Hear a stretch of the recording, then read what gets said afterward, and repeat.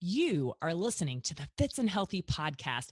I am your host, Dr. Lauren Fitzgerald, also known as Lauren Fitz. I'm a medical doctor, a fitness instructor, an entrepreneur, a health and fitness coach, but most importantly, I am a lover of life. And here on the Fitz and Healthy podcast, I intend to give you a ton of great information and knowledge that will serve as potential power so that you can live a life by design and make it more fits and healthy. And don't forget to listen to the disclaimer at the end. I'm not your doctor, yo. All right, enjoy the episode. Much love. Ciao. What's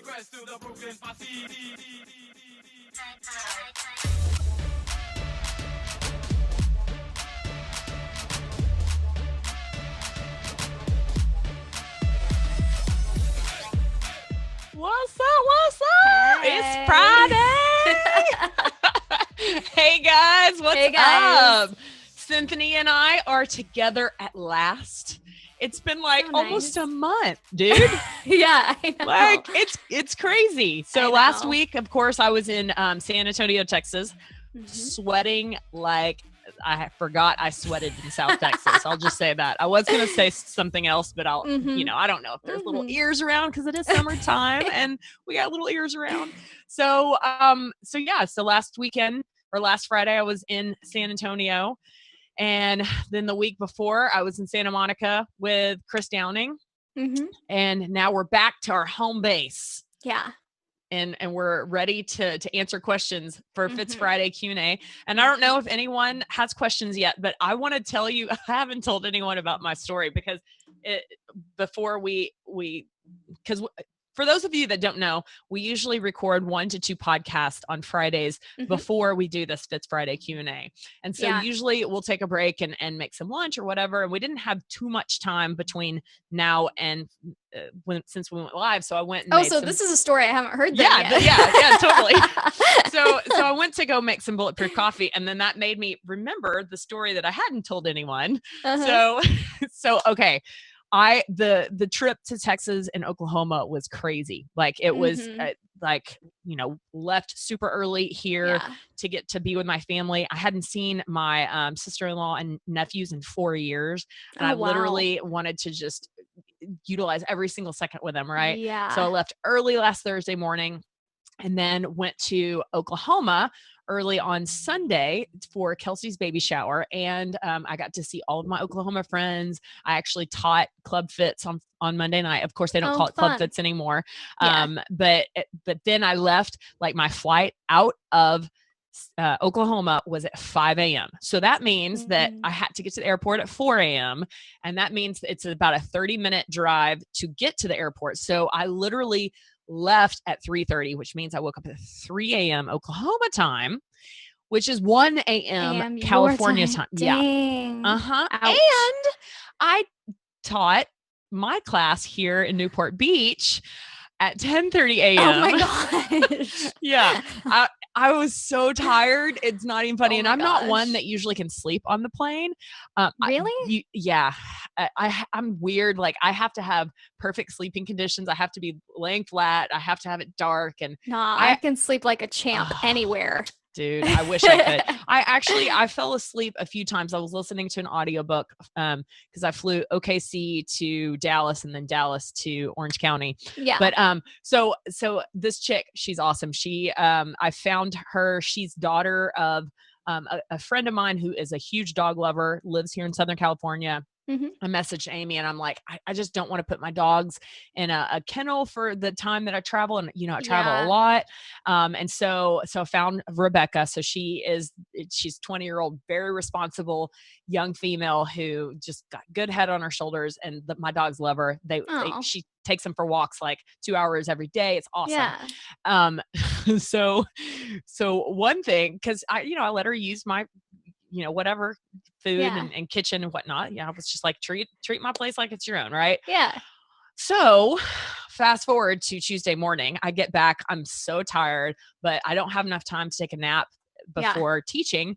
So I'm going to make some Bulletproof coffee. Right.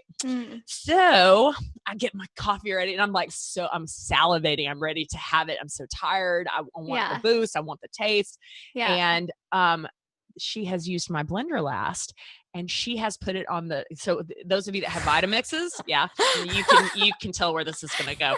She not only had it turned up all the way, but she had it on the super mix. Now, a habit of mine, after I'm done using my blender, I always turn everything to low so that I can turn it up. Coffee went all over my kitchen. Oh my gosh.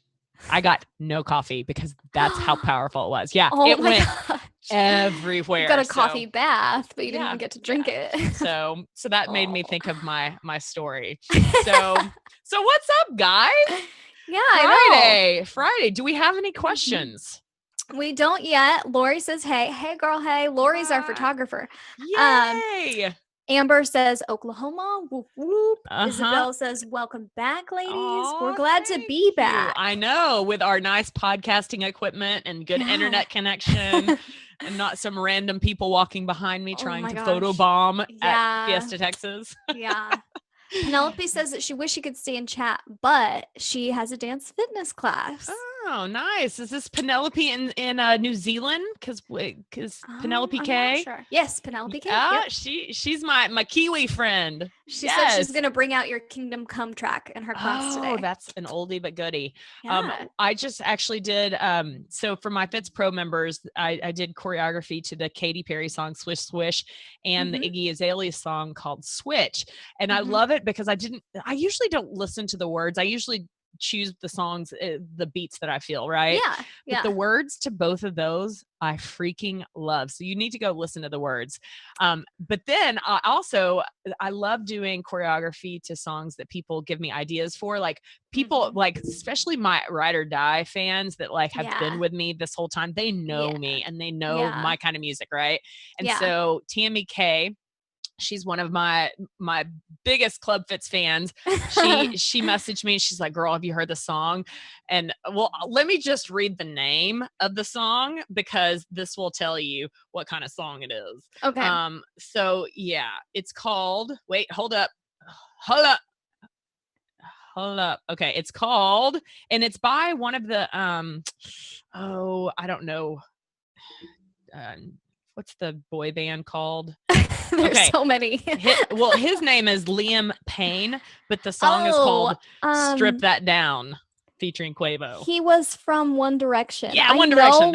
I know what song you're talking about, and Strip That Down. It's a good song. I was surprised when I heard it because he came from a boy band that was like cutesy little love songs, and then I was like, wait, what? Dude, like, who is this song?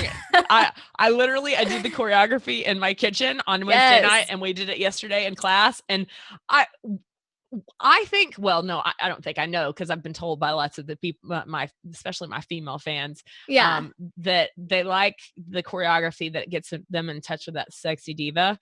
And this one, I mean, I'll just say that's a sexy diva song. One part you're bending over and you're shaking your booty and you're smacking your booty. That's all I gotta say. You have to teach me this choreography when we're together in July. You know that's my jam. Oh yeah. Totally. For those of you that don't know, she and I are going to be doing the FITz Friday Q&A live from NOLA. Have you been to New Orleans? I have not been to New Orleans. Awesome.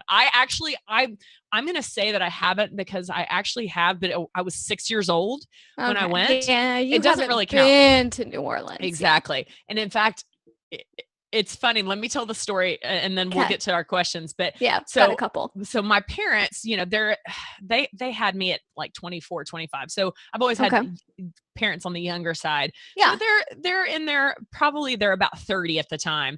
And they win this trip to New Orleans. Okay. So they take family trip, all four of us, right? My little brother, I was 6. My little brother was 3. Dude, I remember walking on, got hair in my Bourbon face. Street? Sorry. Bourbon Street. Yes. And my mom, we would walk by, like literally my mom would cover my eyes as we would walk by things, because I remember like sneaking a peek and seeing pictures of women bare chested and their boobs out. And I'm like, what? That I grew up just outside of Vegas, and I had the same experience every time when we would go there all the time as a family, but we would walk down like the strip and my mom would cover my eyes. She'd be like, close your eyes and hold my hand.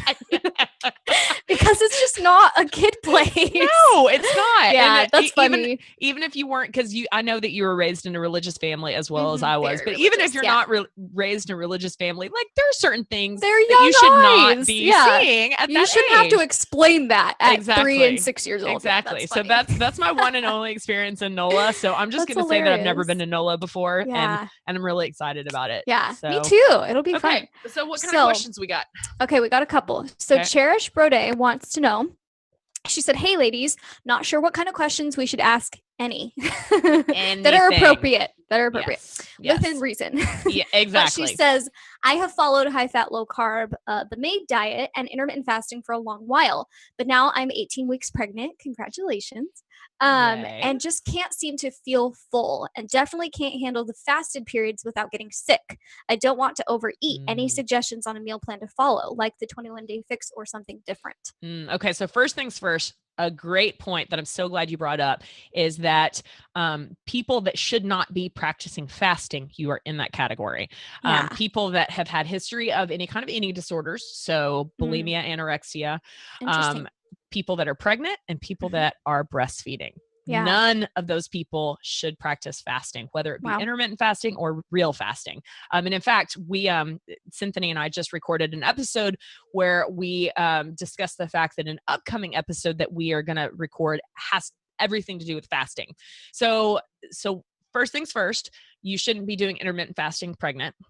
And secondly, you can still follow a high fat, lower carbohydrate way of eating, but just be more intentional. And obviously 18 weeks, I mean, you still have a few weeks to go, girl. So as like literally you're going to be limited on space, right? Yeah. One thing that so many pregos underestimate is that you only need an additional 200 to 300 calories a day. So a lot of people take pregnancy as like, oh, I can just eat all that I want, eating whatever. for two. Yeah. Yeah. No, and the whole, like, there are women in Africa that don't have the ability to eat more kcals, yet their body gives their baby what they need. So one, don't use it as an excuse to just eat whatever you want, carte blanche. But as your uterus grows, you're gonna it's a space occupying lesion. But it will allow your stomach to have less and less volume. So while I don't, I would never give a person advice to eat 5 to 6 small meals a day, because that's bro science and it's based on nothing. And we talked about bro science earlier in the podcast that we just recorded.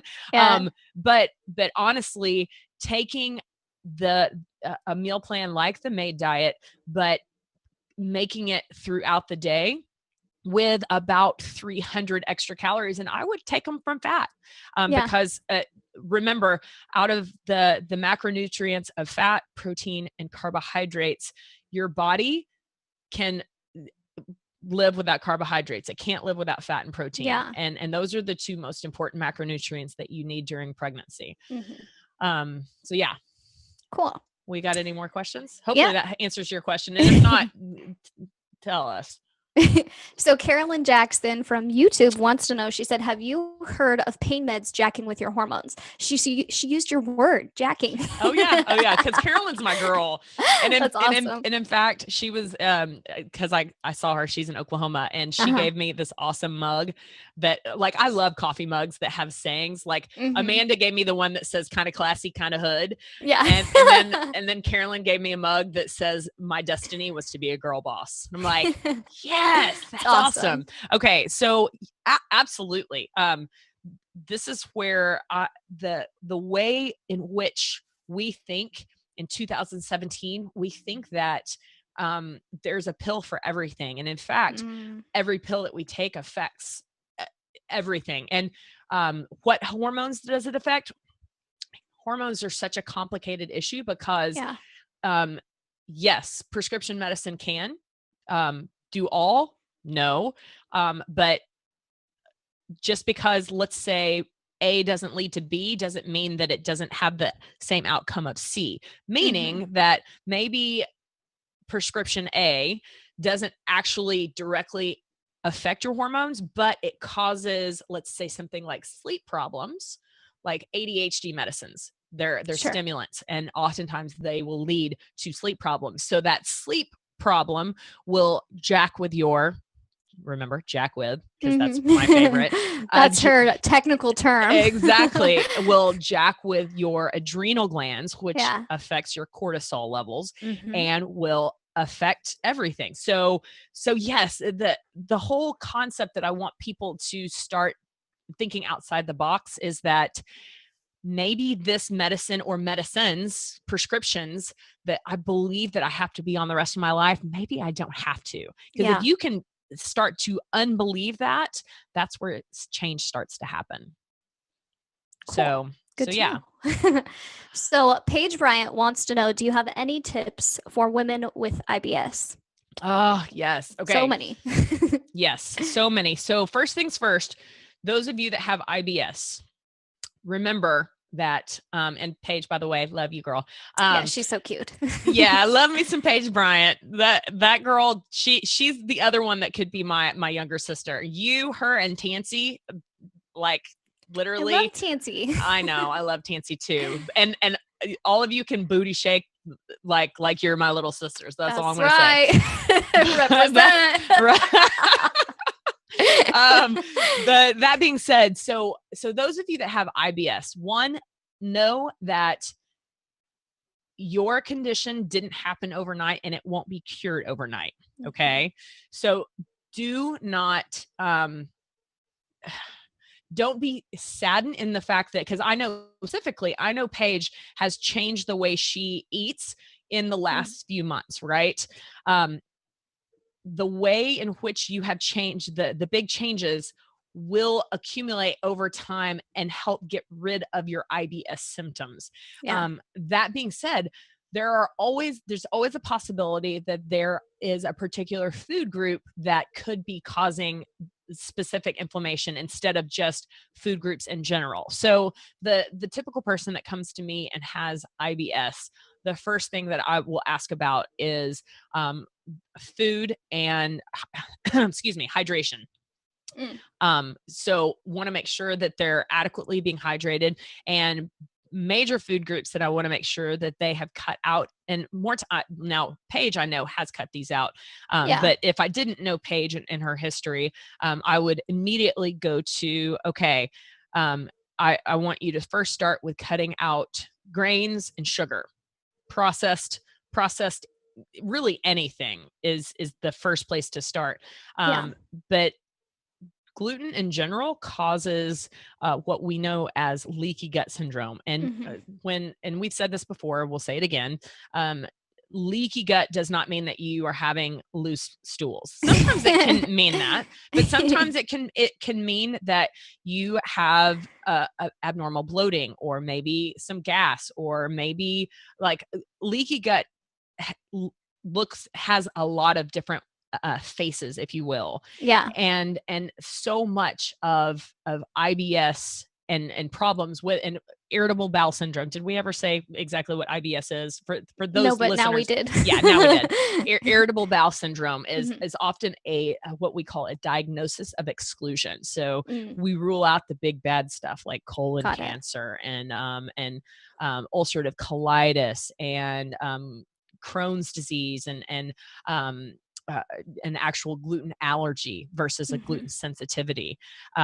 We rule out all of those big bad stuff. And then when we can't find out an exact diagnosis, IBS is kind of well, you don't fit in any other category, but you're having these symptoms. We're not going to call you crazy. So we're going to call it IBS. And I truly believe that with proper nutrition, with getting your gut flora back on track. And that's something that doesn't happen overnight. And that's probably the thing that takes the most patience with, is that getting the proper balance of good and bad gut bacteria. Because that's something that we just underestimate. And there's so many things that affect that balance. And that doesn't mean that you go and spend $1 bajillion on probiotics. There's great natural food sources that you can get probiotics from. And like, for instance, we already know like Shakeology is one that has pre and probiotics, right? Yeah. But also other options are kombucha, kefir, sauerkraut, fermented foods, kimchi. Robert, my friend who's behind the mic, he's like, kimchi, give me some. Yep. There you go.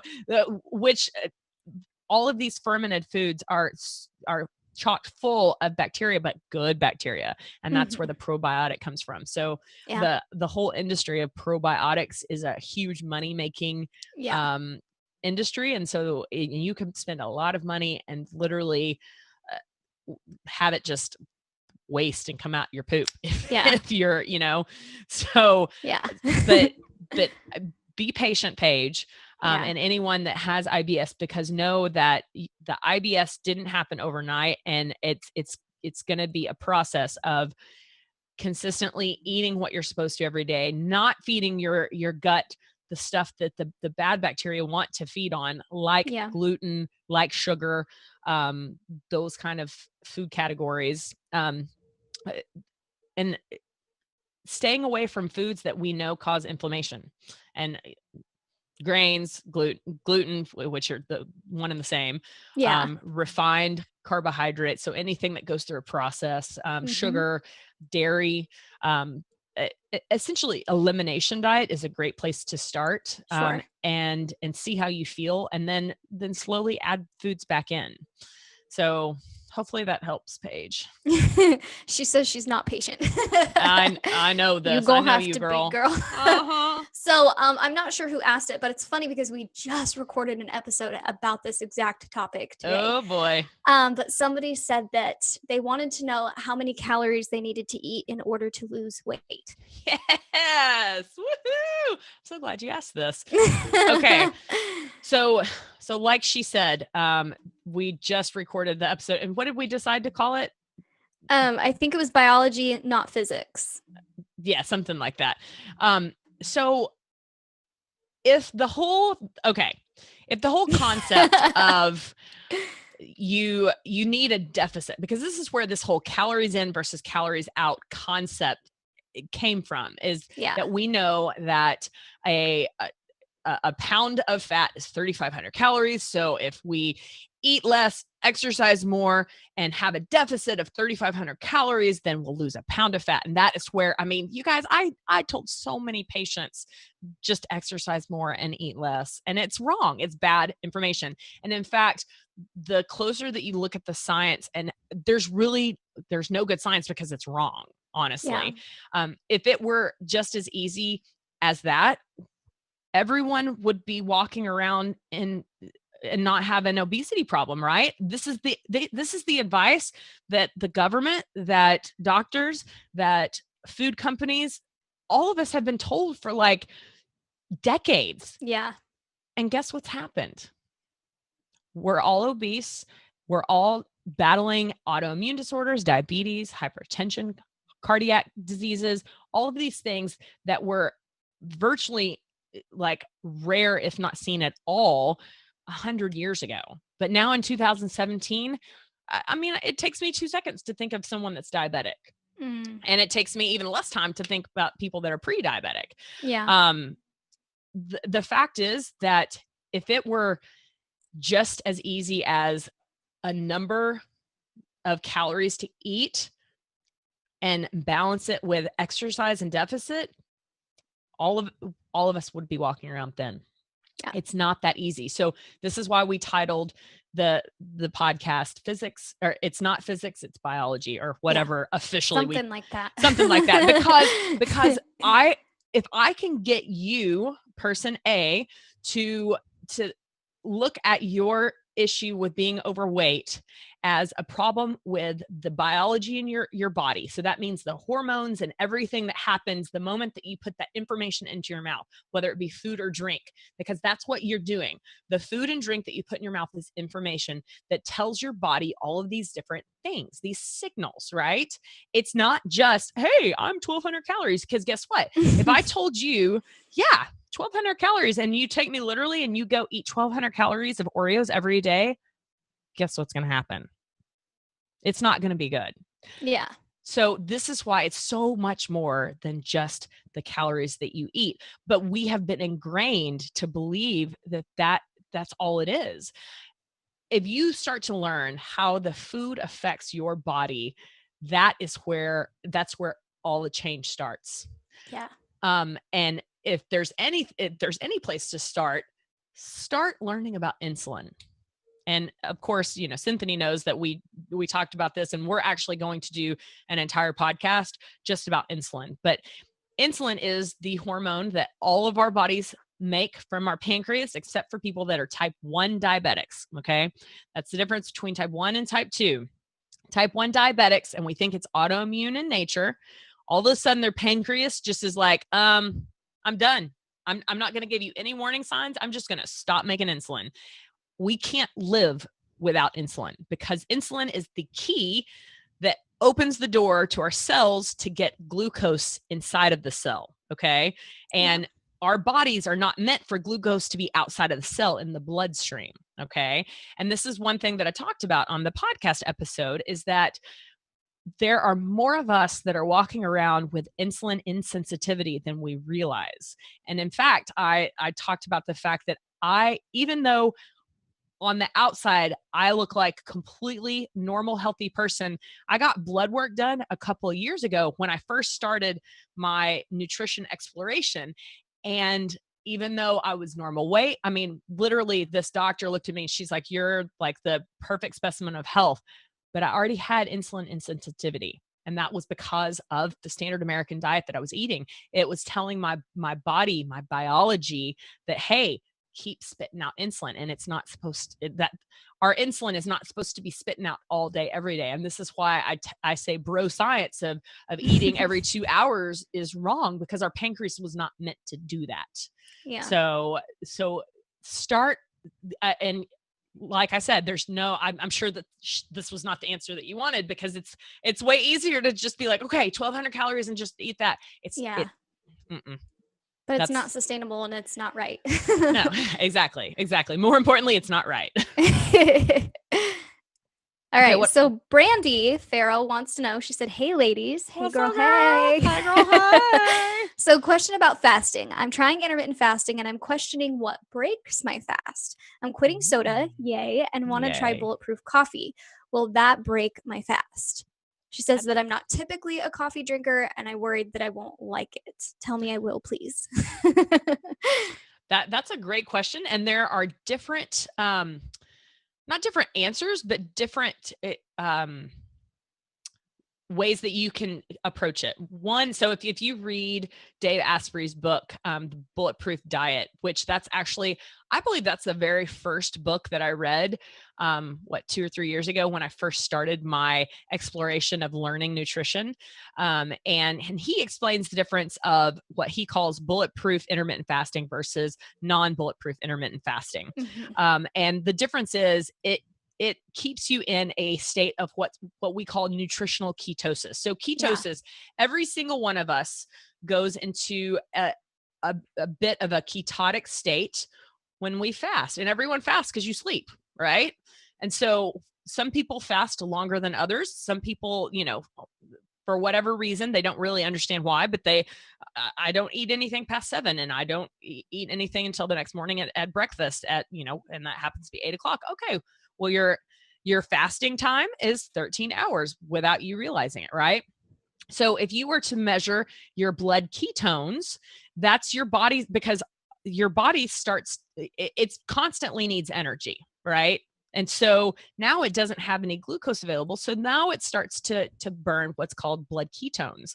Now, this is a nutritional ketosis state that you stay in if you have Bulletproof Coffee, okay? Because you're getting all healthy fats. So if you were to measure your blood ketones, you would stay about 0.3 to 0.5 millimoles, and that is nutritional ketosis. So a person that's playing around with ketosis, that's where they start in nutritional ketosis. that being said, you're still getting energy, right? Yeah. And you're not getting all of the benefits of full intermittent fasting. And here's the deal. I did bulletproof intermittent fasting for 2 years, and it helped change my body. Now, was it just the single thing? No, because I changed other parts of my nutrition. But I know that when I hit a plateau, I changed it up and took it out and went to just straight intermittent fasting. And that got me past a plateau. But that's the thing. Our bodies are smart. And when we do something, the same thing every day, it gets used to it. And that's why anytime that I have someone in my challenge group that has hit a plateau, I figure out, okay, what have you been doing? And sometimes it's a matter of changing up the amount of hours in your fasting window. And that can be enough to get you out of that plateau. So I would say to you, start with bulletproof intermittent fasting. It makes it easier to make that transition to what actual intermittent fasting is. Yeah. But a lot of people don't realize that they hear fasting and they're like, oh, I could never do it. You guys, it's actually way easier, and it really helped. Like, I wish that I would have known about intermittent fasting when I was in medical school and residency, because you don't start to feel hunger until you start eating breakfast, right? And really the standard American diet for breakfast is what makes you hungry too, because you're eating cereal and bagels and all of these refined carbohydrates that spike insulin and then bring glucose down, and and it starts that cycle. So, but that's a whole nother topic. But anyway, hopefully that answers your question. And what did you want to say? If you are intermittent fasting, not bulletproof intermittent fasting, anything over 50 calories breaks your fast. That's a good place to start. But fasting is not doing anything but water. So technically speaking, full fasting is just drinking water. Yeah. But I know plenty. I mean, like I know plenty of people that stick to that rule and have had great success too. Yeah. Like, I'll drink a pre-workout, which is 12 calories while I'm fasting, but it technically isn't breaking my fast because it's not over 50 calories. Right. So I think it's a little different for everybody. Everybody sticks to different. And again, they're like, your N of 1 is all that matters. So if it works for you, that's all that matters. Yeah. Right. And when it stops working, you change something up. Yeah. Just like the whole, if we gave up the whole restricting calories and exercise more when it doesn't work, but so many people keep doing it because they're told that that's what works. Right. Yeah.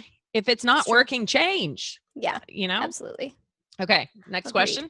So Stephanie Peel has a question. She said, when do you know that you've been overworking your body? I've been teaching 6 to 7 classes a week, and yesterday I was not able to stand up and was so dizzy and weak that I had to stay in my bed for half of the day, and that's not like me. How do you know if it's a mental or physical challenge? Is there a supplement I could take that would help reset my body, or do I need to take a break from teaching? You need to take a break from teaching. Okay. And this is, this is where listen to your body, girl. And especially those of us that are type A. Oh, and those of us that like to exercise, but there is definitely, when you are doing so much exercise that it's causing your adrenal glands to basically just imagine a ketchup package that went and there's nothing left in it. That's what you're visual. Right? It's a really good visual. That's what your adrenal glands have done. I remember when I was practicing anesthesia, I don't know if Rachel's listening because she's on call this week, but my friend Rachel McKenzie, she's an anesthesiologist that I used to practice with in Oklahoma. And she was on call this week. She took me to the airport at 3:30 in the morning on Tuesday morning.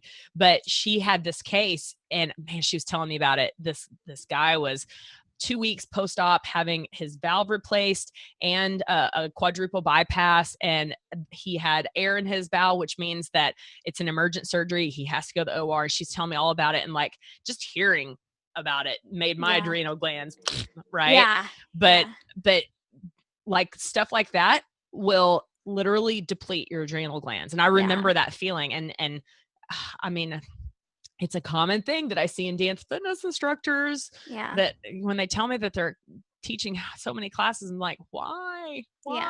We know we don't do it for the money because the money sucks. You do it because you're passionate about it. So I understand wanting to do that every day, but you also have to take care of you first. 100%. Take a break, girl. Yep.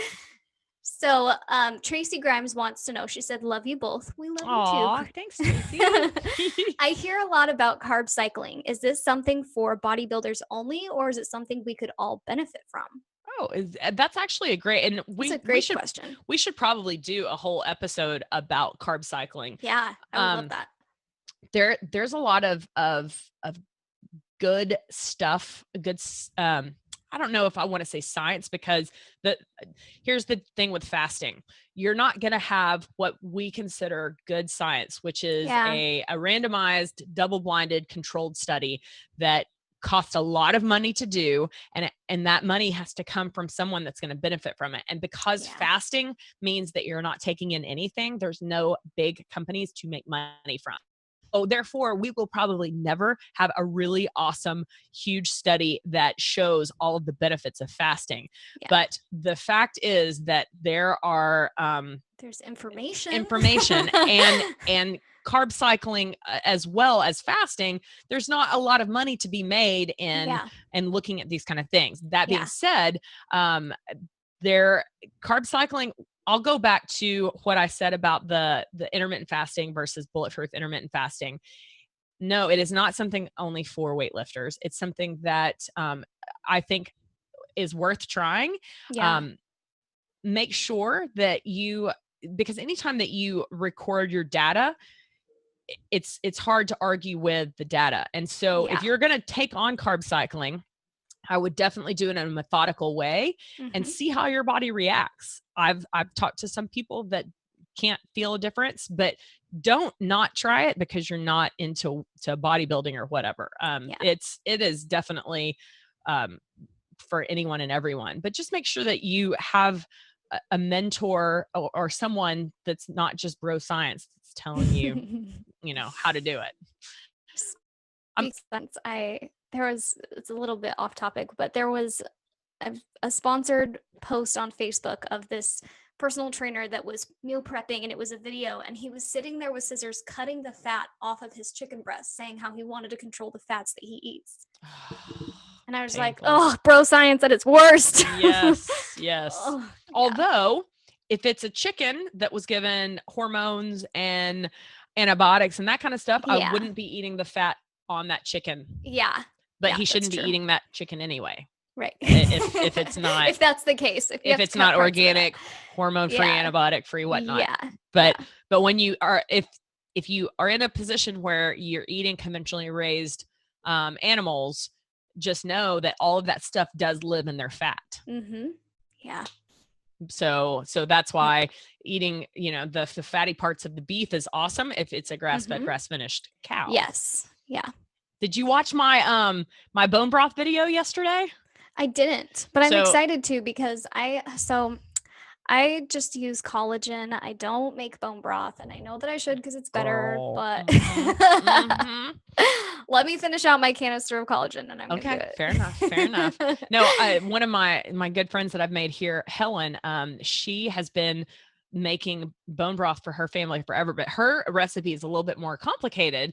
And she uses all of these traditional Asian spices and not spices, but like goji berry. Like I would have never thought to put goji berry in it, and ginseng root and juju berry, which she got from a Korean market, like all these other things. And she makes it for her family. They drink it every day, and she's done that for her whole life. And so I'm like, oh, we should do a live video from your house. So we timed it so that the local farmer, he's not local, he lives about 30-40 minutes away, but it was really hard to find a grass-fed, grass-finished beef farmer in Southern California, which I thought for sure it'd be easy to find, because most places that say grass-fed, if you ask specifically, it's grain finished. And that's it has to be grass-fed, grass finished. Yes. So he brought over, no kidding, 100 pounds of bones to to Helen's house yesterday. Will you bring me some? Right? we split it amongst us. There was a small group of us that wanted to buy them, but he literally had like the freezer that you usually see in a garage. It was in the back of his truck. And brought, oh my gosh. I know. Her neighbors were like, what are y'all doing? We're handing them all this cash. And then they pull out bones. They're probably like, what the heck is going on? Yeah. What black market stuff is this? Exactly. So we made bone broth from her house yesterday. And there was a point, I don't remember why I even asked you that. There was a point to that story. I just don't remember it. Squirrel. Yep. Squirrel. Anyway, do we have one more question? Lauren, what does bro science sound like? Bro. Who asked that? Can I let you guess who asked that? Who Robert. Asked that? Of course. Bro science sounds like someone who has taken their weekend course to personal train and has read the most recent issue of his, Muscle and Fitness. Let me tell you what I read on Google this week. Yeah, exactly. So that's hilarious. So yeah. So not to say, I mean, there are some great personal trainers out there that actually have a lot of knowledge. And I mean, the fact is neither you or I have any degree in nutrition, anything. Yeah, no. And this is just based off the knowledge that I have collected. Exactly. And most people have heard me say, because most people know that I'm a medical doctor, but in medical school, they gave zero nutrition. So everything that I've learned. Every time you say that, just blows my mind. I know. It's crazy because we learn how to Band-Aid patients by giving them prescription medicine, procedures, and surgery. Yeah. Because there's no money to be made in teaching. You learn how to make them comfortable, not heal them. Yeah. Yep. We put Band-Aids over the issues and don't make them better. So anyway, that's our FITz Friday Q&A today. What we decided that we are going to do first Friday FITz Q&A every month. And so that will start in July, and we will tell you the theme because like today we had questions that were random all over the place, but I think maybe a good place to start. So July, let's have the theme for first Friday FITz Q&A. That's a mouthful. First Friday FITz Q&A. Say that 5 times fast. Let's July 7th is going to be that Friday. Let's do it on all things fasting. Okay, cool. Because it's an F word. So bring us all your questions about fasting on July 7th. Yes. And we'll time that so that the podcast that's FITz Friday Q&A, or maybe before, so that they can listen to it, and then any questions they have to ask, so that Monday, the -5, that would be July 2nd. Math in public. So that Monday, that will be the podcast episode about fasting, so that they can listen to it and then ask us any questions. Your questions. So we'll do that one Friday every month. First Friday. Yep. Q&A. What you said. Anyway, hope you guys have had a great week. Just so you know, next week, for those of you that are working with us in our coaching businesses or have been thinking about it, next week is Sean Week, which is, So Sean T, a lot of you guys know Sean T for Insanity. Some of you guys know him from Hip Hop Abs. He was actually, when I first started teaching hip hop in Japan, that's the first time anyone was like, "Ooh, have you seen Sean T, his Hip Hop Abs?" He's a very attractive Black male. I'm sad that he is gay, but but he is such an inspiration. I freaking love him. He will kick your booty. Yeah, he will. And he is he's someone that I love following online. He and his husband are so funny. Do you follow him? Mm-hmm. Oh my gosh, he kills me. Yeah, he's funny. Yeah, but he will also kick your butt in workouts. So next week is Sean Week. So all of the workouts are going to be Sean T workouts, and that can be anywhere from T25 to Insanity.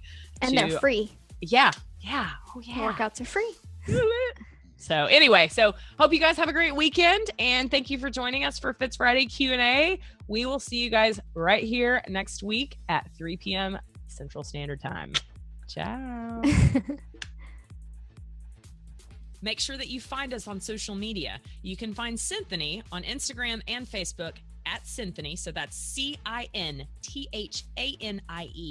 and on Snapchat at Cinthanie P. And find me on social media platforms like Instagram, Facebook, and Twitter, all at Club FITz Fitness. Remember, that's FITZ Fitness. And on Snapchat, just at Club FITz. I appreciate your time listening so much. If you enjoyed this episode of the Fitz and Healthy podcast, can you please go do me a favor and go subscribe at whatever platform that it is that you listen to podcasts. Leave a review. We read every single review, and we appreciate the time that you take to leave your thoughts and opinions. Now, also remember, while I am a medical doctor, the information I provide here is not intended to provide medical advice or a professional diagnosis, opinion, treatment, or services to you or to any other individual. I am providing general information for educational and informational purposes only, and it is not a substitute for medical or professional care. You should not use this information in place of a visit, call, consultation, or the advice of your physician or other healthcare provider. The information I share is not intended to treat, cure, or diagnose any disease or medical condition. If you believe you have a medical emergency, just call 911 immediately or your physician. Now, enough of that medical legal jargon. Thank you so much for listening to this podcast. I appreciate your time. Now, go live a Fitz and healthy life.